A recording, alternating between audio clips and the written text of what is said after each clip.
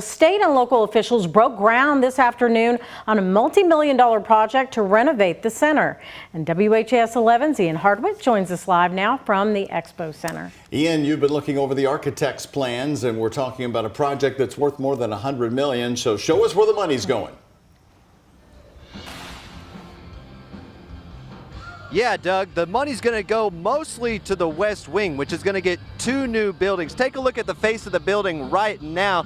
You can see it's a little rectangular, but what it's going to be is it's going to be a steeple, a triangle shape full of glass. If you want to see what the architect thinks it's going to look like, just take a look now. This is the future look of the Kentucky State Fair, along with the hundreds of other events the fairgrounds host year-round. I know some people can see it like, oh, it's just here in Louisville and that's only for those folks, but I think this fair does a pretty good job of representing all the counties, and I think it's really nice to have sort of a home base for that. So. Carlisle County native and current Louisville resident Katie Kramer hopes the improvements will give people a better taste of her home state. It's how the fair's board wants to elevate the melting pot of Kentucky and make it a place people want to revisit. And all the General Assembly, the legislatures, we finally got here, guys. It's a long time coming. The renovation is made possible through $393 million from the state of Kentucky, which Senate President Robert Stiver says was an obvious decision despite the price tag because of the customers it brings in. They're going to restaurants, they're going to the local malls and retail shops, buying clothes, buying gifts.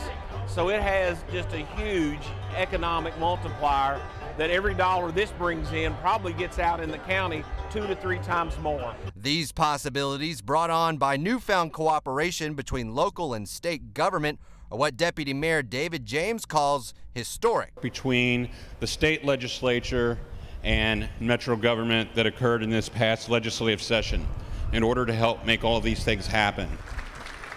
So this is not for Louisville, it's in Louisville, impacts Louisville, but this is the state's primary place to have an event. A place that will change a lot over the next few years, with 2 new buildings starting in 2025, but the construction officials say won't get in the way of all the events hosted here, including the next state fair.